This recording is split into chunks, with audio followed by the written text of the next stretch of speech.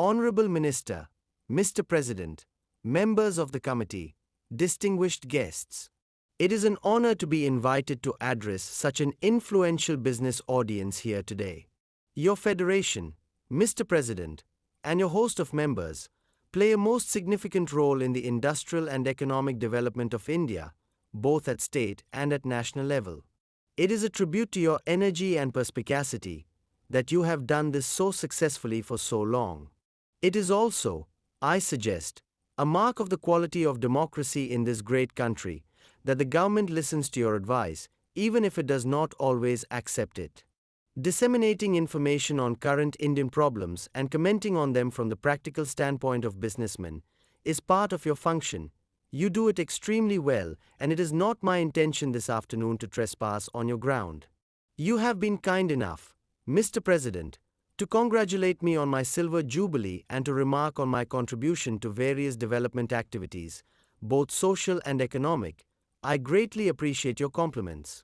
At the same time, I must admit that I am quite regularly asked with the Ismaili Imamat has concerned itself, both during my grandfather's lifetime and now during my own, with the material and mundane issues of economic development. Why have we involved ourselves with such fields of commercial endeavor as you mentioned? Banking, insurance, industry, and tourism. Equally often I have asked myself why that question is put. The reason, I think, is that in many parts of the world there is a feeling that religious authorities should not become entangled with the mundane matters of everyday life, let alone with the basic material issues of enterprise. People feel that the world's highest moral institutions endanger their authority by entering the evil domain of materialism.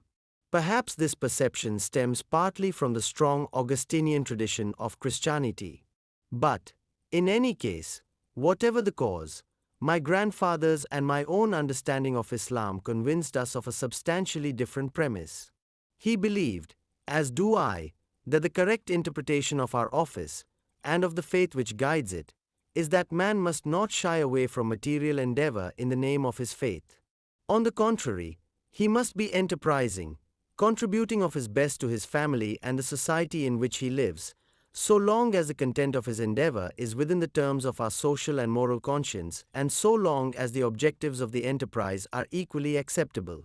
In simple terms, the question is less one of whether a man is successful in business or his profession than of the way in which he is achieving success and the purposes for which his achievements are utilized.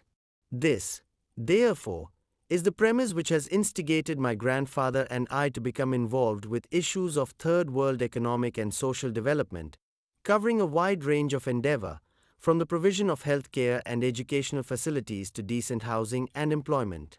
This is why, as well as adding to the network of schools and medical centers established by my grandfather, I have also set out to expand the third world development investments which he initiated. At this point, you may understandably ask whether the Imamat operates according to two sets of standards, one for the social institutions, another for economic development. Can the same concepts of management and performance be applied to both? The answer, in my view, is that they can and very often should be. Quality control is generally thought of as an industrial concept, but surely it is equally if not more desirable to apply it to the standards of a hospital. Again, personal performance appraisal systems are most commonly used in business, but are they not just as applicable to monitoring what teachers offer their students? If professions like nursing or teaching are allowed to slide into neglect, then they become a liability in the national balance sheet.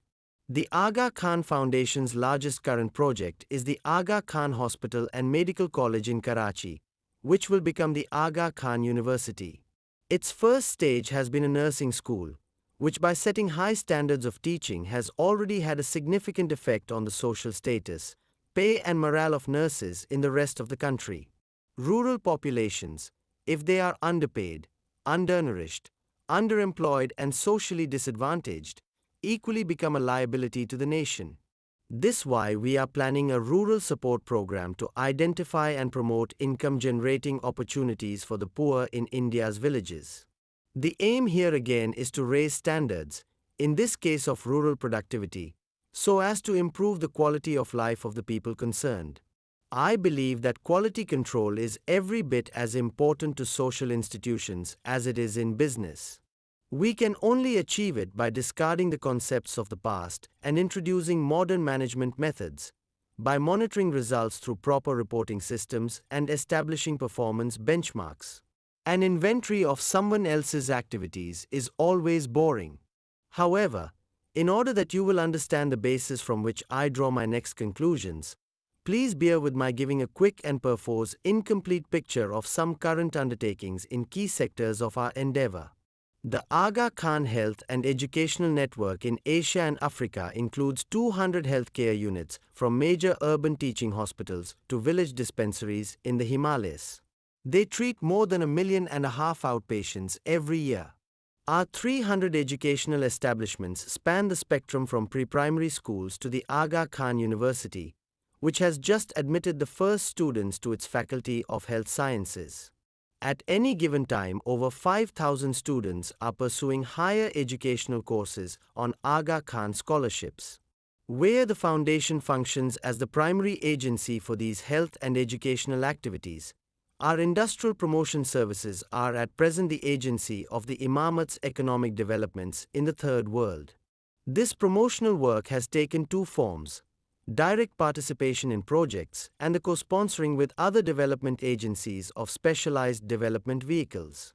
The direct participation has been in fields as diverse as urban and resort tourism, industry, venture capital companies, banking and insurance.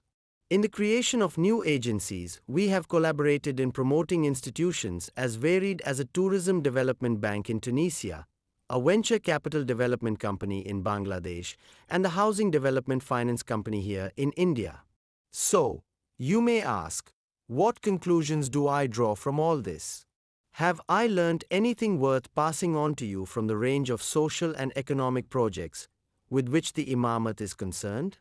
I have come to certain conclusions about the present recession in the Third World, and about the ways in which the countries of Asia and Africa are addressing the issues of world recession.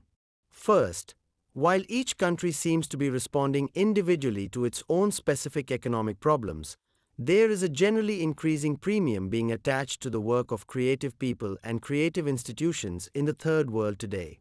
Whether we are looking at the new industrial policy in Bangladesh, at revised attitudes to private sector investment here in India, in Sri Lanka and in Burma, or at the longer established pragmatism practiced in South Korea, Thailand and Singapore, we see the same trend.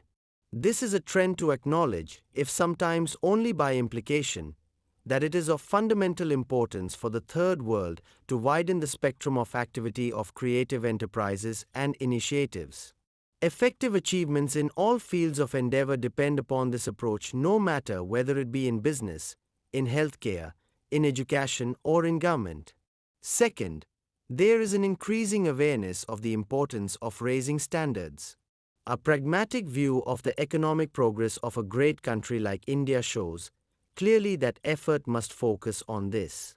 One cannot give a sense of direction and purpose to any enterprise, whether it is a hospital or a factory, without constantly seeking to improve standards, the standard of the product, the performance of one's management, the quality of the careers one is offering that management, the working conditions of the labor force.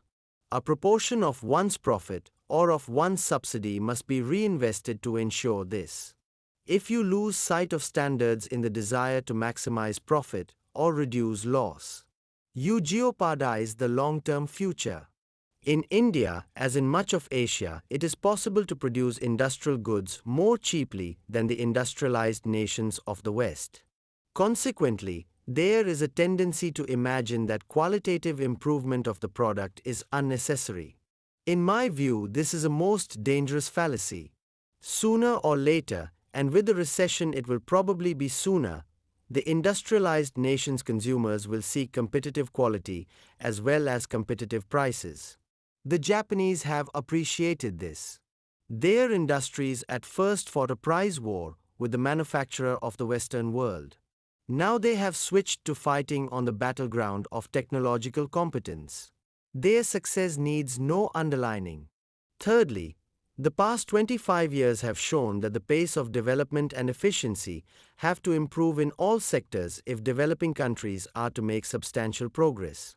This means that more people reaching the peak of their productive lives have to be harnessed to the national effort, which in turn means eliminating the generation gap at present existing in certain professions. Young qualified talent needs to be attracted into fields that have become depressed, like nursing, teaching, and the broader field of communications. This will only happen if they see viable careers in those professions with good pay and working conditions, which reflect the importance of their work to the general well-being of the society they serve. However, and this brings me to the final point I wish to make, creative activity and higher standards can only flourish if the national environment enables them to do so. This environment, which I call the enabling environment, is made up of many elements: political stability and confidence in the future, protection of the rights of citizens, democratic institutions such as India enjoys, a system of laws which encourage initiative and enterprise, a civil service which is performance-oriented and answerable for its action on all fronts, including the economic one. These are the kind of factors which attract investment and stimulate the creativity of people in all walks of life. The disabling factors are familiar to all of us: bureaucratic rules and regulations, laws which set out to restrict the dishonest, but which in practice simply impede desirable enterprise or make it more costly, nationalization of companies without true compensation, expropriation or confiscation of property, the withholding of dividends, unreasonable taxation. All these must go if prosperity is to be achieved. World recession seems likely to exert such pressures on third world economies that some of these disabling factors will indeed be removed. But my happiness in addressing you today stems from the fact that national organizations such as your federation can be major contributors, not only in underlining how very disabling such factors are, but in pointing clearly and consistently to those positive elements which create an enabling environment. The creation and extension to all areas of the nation's life of this enabling environment is the single most important factor in third world development. It is as crucial to national growth as sunlight is to the growth of plants. I am confident that your federation will promote it successfully.